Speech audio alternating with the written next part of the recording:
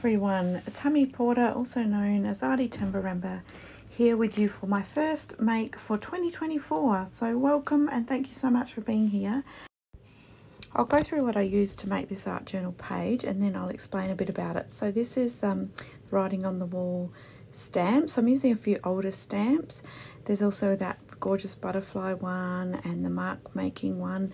I do always put the codes down in the comments so you can see those.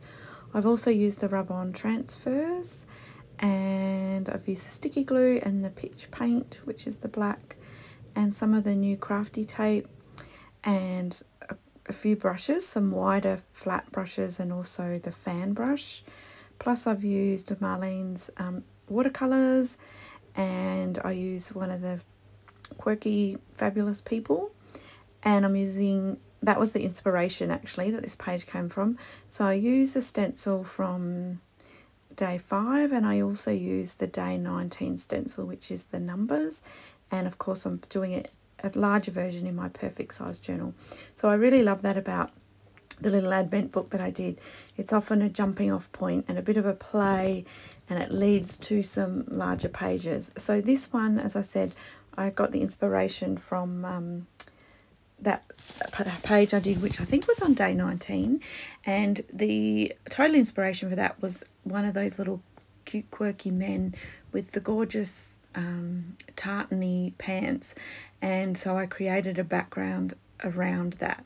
So I'm kind of replicating that here.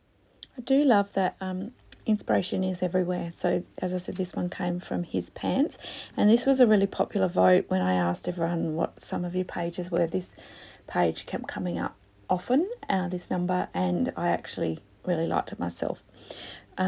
So I'm also doing this page because the new release still hasn't arrived at my house yet. So all the other design team girls have it, and because I live in Australia, it just takes that little bit longer. So I'm waiting, I don't know if I'd call it patiently, it's probably more like impatiently, for that to arrive so I can play with that. So I thought this was something, you know, that I could do in the meantime.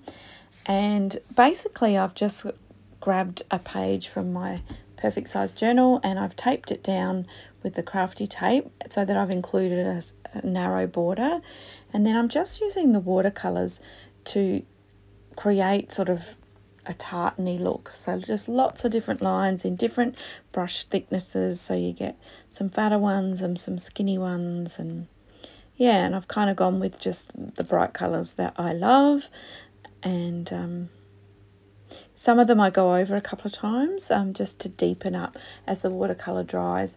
Often I then deepen it up with another layer, and that gives that bright pop of colour that I love. So I'm just drying this off.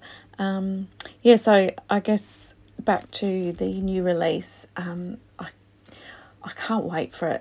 It's a ripper. There's a few different things in there this time, so that's going to be a lot of fun to play with. So hopefully it's here soon, and as soon as it is, I'll do an unboxing and I'll begin to play. So I'm just finishing off those lines, and then also in the guy's little pants, he had a few little crosses. So I'm just sort of replicating that as well, just with a few different colours, just coming in and doing it with a fine brush, just in a few spots. And I'm sorry about the light in this. I think that I think actually my lens was a little bit dirty and it's kind of a bit smudgy. So sorry. Sometimes we don't notice these things until we finish. So yeah, or until we're editing. Okay, so I've got the stencil from day 19, and I love the numbers. And when I think of numbers with art journaling, I always think it gives a really grungy look, like particularly with black. So I've got my black paint, and I'm just using, I have one of the sponges, the wedge sponges of Marlene's, and I'm just applying that straight through the stencil. So I'm kind of trying to keep some space in the center for the guy to go. So I want the stenciling to be on the left hand side and the right hand side, and as I'm probably going to put him towards the right hand side, I actually want a larger amount of numbers on the left hand side and a lesser amount on the right hand side. So I hope that makes sense. Yeah, so when you're sponging with the black paint, I'll always sponge a bit off, load up your sponge and then sponge a bit off before you go into your stencil, because if you have too much on your sponge, it can seep underneath. If that happens, it really doesn't matter, particularly for this page, because it's a bit grungy. It actually adds to it, so don't be too worried about the perfectionism of your stenciling. So I also add a few numbers just back into little gaps, and I turn the stencil as well so that there's some going all different ways. And now I am using the sponge. I started using my finger, but I ended up using the sponge just to apply some black paint just around the edge and just bring in that grunginess. So I'm making sure I've gone all the way around the edge. I don't want it to look just like a line though, so I sort of feather it in a few spots, and I want a little bit more black in some parts because I will add a little bit of mark making to that later. So I'm sort of positioning him every now and then, working out where I want him, and I'm happy with that. So now it's time to really grunge up that background. So this is where I pull out a few of the old stamps and more of the backgroundy ones, and I just want a few different types. So I'm using letter text. I also come in with this one's from the butterfly set, and it's like a little tally marks, like 1 2 3 4 and then a 5 with a cross through it, and I really like that. Like a counting one goes well with the numbers, but again it's a bit of a different style of stamp, so I'm stamping that on. So it's always good, instead of having just one when you're going grunge, one background stamp, make sure you use 2 or 3 different textures. So you'll want something a bit bolder and something a bit softer, and layer them on top of each other when you're stamping. You don't want to fill every gap, but you want to layer on top where you have stamped. It just gives the eyes somewhere to look, and it just doesn't fill every, because you still need negative space. Even though I've filled this whole background with the tartan, I still need to leave some of the black off to give it some of that white space. So I also then came in with the stencil that was, I think it's day 5, I think I said, and it's the liney one, and I've added a few lines with the black sort of coming off the bigger black portions of paint, and I've made them go all different ways as well because I want it to be quite grungy. So now I come in with the rub-on that I select the Live Life, sorry. I'm just trying to find it in my book so I can remember what I wrote. So I just added with a black paint pen in full colour. So Live Life in full colour. This is a good way to start the 2024. It's kind of a nice way to think of life, and also of my art journaling's always filled with colour.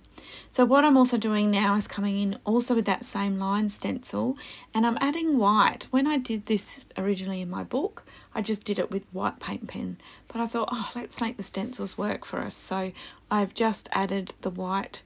I actually ended up adding white gesso for this part, just because I wanted a bolder white through the stencil. And I'm just cleaning my stencil here because I did make a bit of a mess of it. I'm not really a paint stencil cleaner, but my gesso is quite thick, and it sort of coats a bit onto the stencil, so I wanted to remove that. So now I've got a white paint pen, and I'm just doing a few dots here and there, just to, you know, give it some interest. I did end up also coming in under his feet, so I need to ground him. I don't want him floating on the page. I want him to really feel like he's in the page. So to do that, I just provided a bit more black, like a little step for him to stand on. So now the fun part is, I love this part, pulling off the tape. So if you heat around the tape, it will peel off really, really easily without tearing your paper.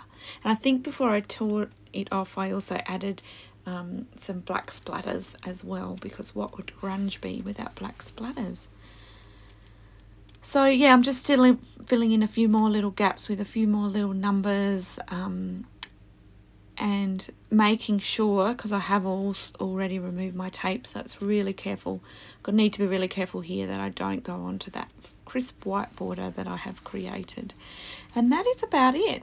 So I'll leave you with some close-ups. As you can see, the colour is quite different in the photos. I think it was that lens, and then I tried to brighten it, and it just sort of changed the colour a bit too much. So it's kind of got a little bit of a, it's a bit bright, but a bit more of a pastel background, and I just love it with those pops of black. So welcome to 2024. I wish you a wonderful year. Thanks so much for stopping by. Always love you to leave me a comment, and I'll see you again